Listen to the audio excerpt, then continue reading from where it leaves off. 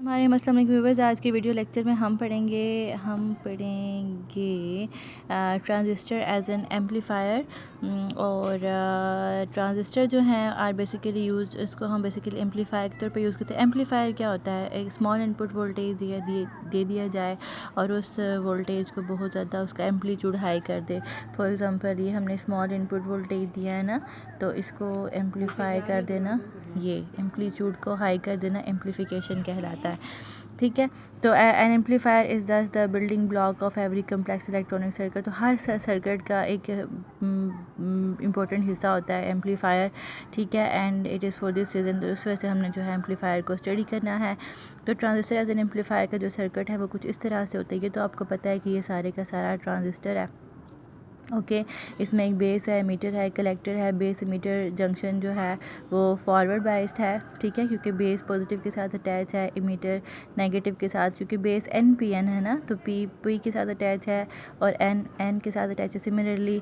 और ये जो बेस कलेक्टर जंक्शन है ये फॉरवर्ड बाइस है, क्योंकि यहाँ का कलेक्टर एन टाइप है और एन पॉजिटिव के साथ अटैच है।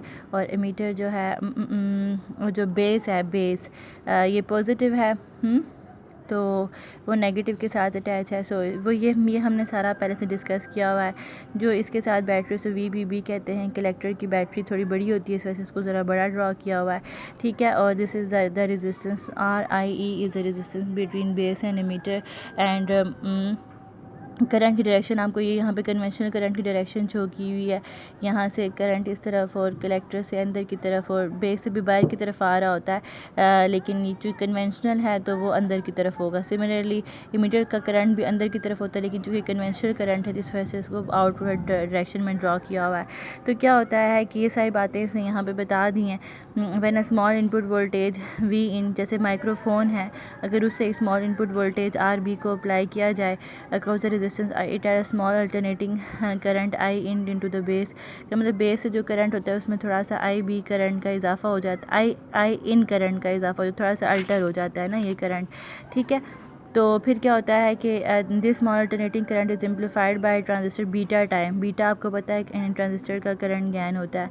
ठीक है, एडेड कलेक्टर रेजिस्टेंस, और फिर ये जो है ये करंट ये RC को दिया जाता है, that is the collector resistance. यहाँ पे I in is a change in base current. I in जो है उसकी वजह से बेस करंट में थोड़ा सा चेंज आ जाता है।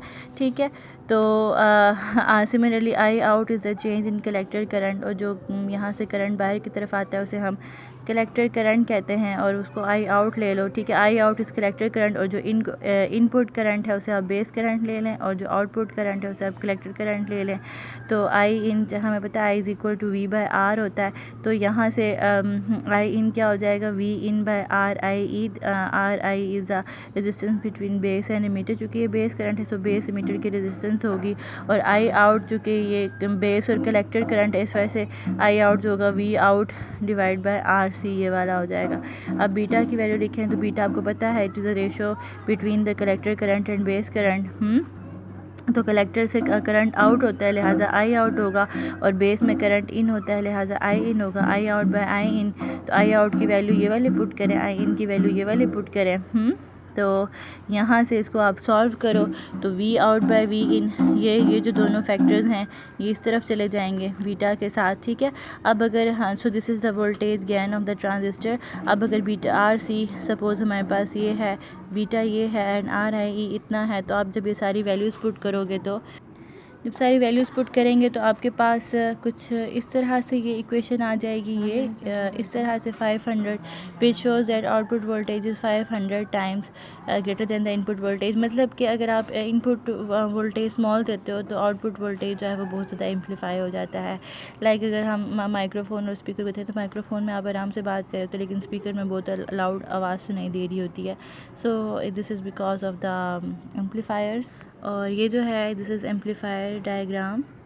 different types of amplifier are shown in this figure, and you have to memorize this circuit of amplifier. Okay, you have to memorize this and this mathematics. This is a important question.